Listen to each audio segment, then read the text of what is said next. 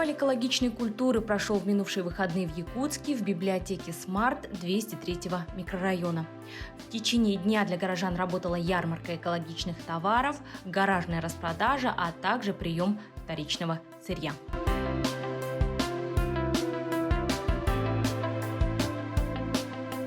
Организатор мероприятия Сахаяна Хуютанова рассказала о том, как работает Экофест и какие задачи ставят перед собой участники фестиваля. Сахаяна, здравствуйте. Вот проходит, значит, такая, да, эко-фестиваль, правильно сказать, да? Немножечко расскажите, что происходит здесь? Здесь у нас происходит такое торжество, как эко-фестиваль, фестиваль экологичной культуры. То есть я в том числе организатор, нас вообще 6, по-моему, 6 девушек. Мы просто, получается, осознанные граждане решили провести такое мероприятие.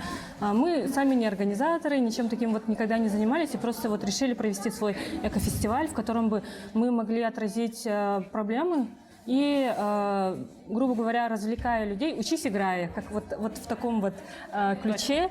Мы собрали людей, чтобы они могли провести хорошо свой семейный отдых, ну и вообще отдых, и в том числе ознакомиться с эко-проектами города. Одной из особенностей мероприятия организаторы отмечают прием сложных фракций. По словам Сахаяны, это своего рода гордость Экофеста. Вообще у нас вот здесь тоже, так скажем, очень сложные для переработки фракции. Их в Якутске мало кто принимает. Единственное, что можно просроченные лекарства утилизировать. И блистеры вот у нас в городе Якутске принимают, из них делают пластиковые трубы, насколько я знаю. Ого! И, вот еще лампочки, извиняюсь. Лампочки тоже у нас принимают и, в принципе, очень хорошо перерабатывает компания «Эко-партнер». У них есть лицензия. Утилизацией может заниматься только организация, у которой есть лицензия. И вот у эко-партнера, нашего партнера, который как раз-таки вот мы сдаем лекарства, у него эта лицензия есть на утилизацию вот опасного. Это, кстати, вот все считается опасным бытовым отходом. Там какая-то группа буквой, да, отмечается, по-моему, класс, то есть класс. Да, класс опасности, ага. Класс опасности. 4, от 1 до 4.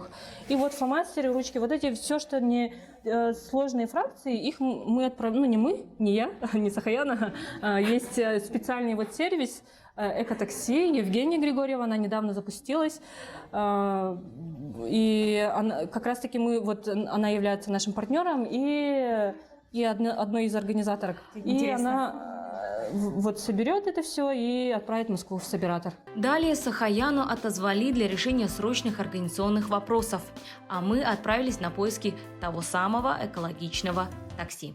Это нам как раз и нужны, да? Нужны. Хорошо.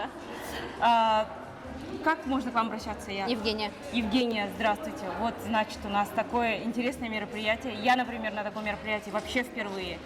Я как бы слышала про... У нас сейчас такое положение, да, тяжелое у планеты, экологическое. Сейчас всеми силами надо стараться развивать вот это, то, что вы делаете. Вот расскажите, что это за такое такси? Экотакси. Это услуга по вывозу вторсырья.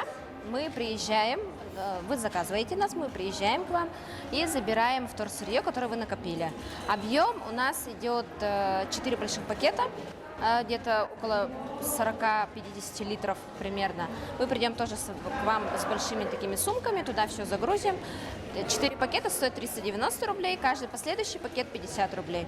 У нас на странице есть полный список и инструкция, как подготовить сырье, что мы принимаем, да, и подробнее все можно прочитать, посмотреть и подготовить сырье. Также мы принимаем сегодня на фестивале, вот там в уголке у нас, сложные фракции. Что такое сложные фракции? Ну, помимо вот бумаги, да, картона, который вот у нас здесь в городе Якутске, в принципе, много где можно сдать. Сложные фракции – это такие, как зубная щетка, дозаторы, блистеры от лекарств, там, контейнеры из-под линз мы сегодня принимаем, CD, DVD-диски принимаем, фломастеры, ручки. Это называется сложные фракции. Мы их все собираем, определенное количество мы накопим. и отправим его посылкой, либо люди, которые обычно летят в Москву, да, и я так уже 2 раза отправляла, например, зубные щетки я так отправляла, просила друзей, они с собой брали в багаж, в принципе, они не тяжелые, да, там килограмм-2 возьмут, положат в багаж, и там уже они могут сдать в Москве, например, можно сдать в Вкусвилл, таких больших супермаркетах, да.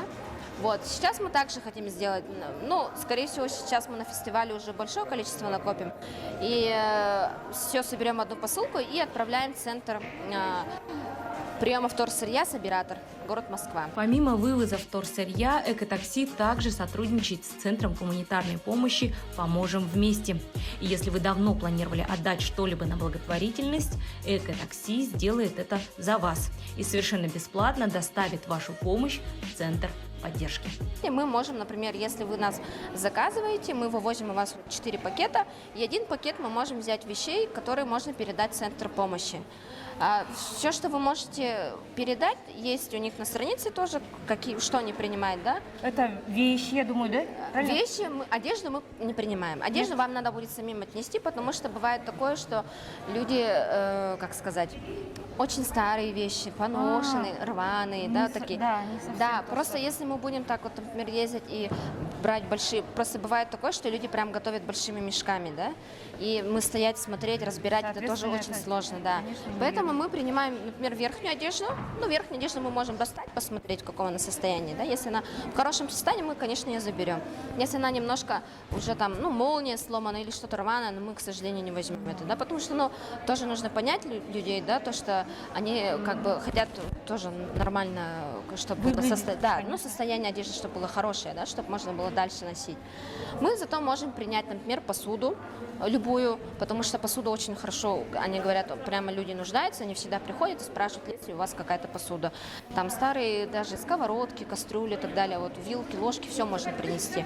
Мы можем принять игрушки, мягкие игрушки и любые другие игрушки, главное, чтобы они были целые. Если это машинка, то должны быть 4 колеса, да, грубо говоря. Да, сломанные, конечно, мы не можем принять, да, это уже их невозможно будет использовать. На фестивале также были представлены различные экологические проекты, одним из которых является проект «Экосело».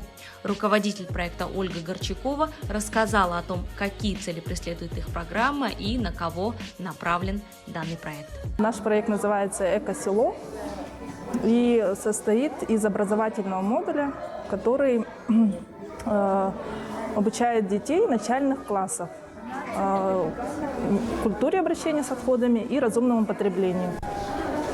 Данная тема очень важна, так как я считаю, что и наша команда считает, что сейчас, на сегодняшний день, образовательная система построена так, что уроков по экологической грамотности обязательной программе нет. А так как сейчас именно культура обращения с отходами является не трендом, а необходимостью, каждый человек, заставляющий за собой отходы, должен понимать, к чему это ведет. И начинать это необходимо с раннего возраста. Образовательная программа «Экосело» состоит из 8 видеоуроков, интерактивных презентаций, а также было разработано приложение в виде игры для мобильных устройств с аналогичным названием «Экосело».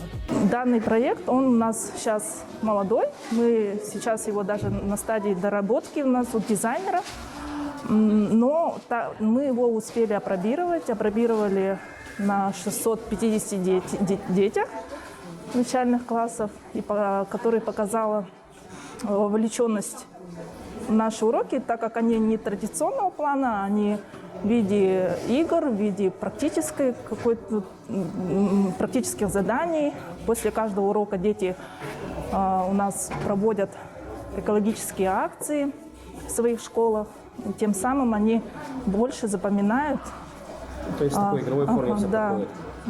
Они, им это интересно, они это потом приносят домой, родителям рассказывают, и родители помогают им собирать ту же макулатуру, например, да, и это очень сподвигает именно распространению экологической грамотности нашей республики. Свою продукцию на фестивале также представили такие экологичные бренды, как эко-магазин Go Green, первый якутский бренд органической косметики Антуа, книжный магазин Starbucks, где желающие могли обменяться книгами. Организаторы экофеста надеются проводить подобные мероприятия как можно чаще, чтобы больше людей знакомились с экокультурой и приобщались к этому важному на сегодняшний день движению. Надежда Кузнецова, Алексей Елисеев, ТВТН, Якутск.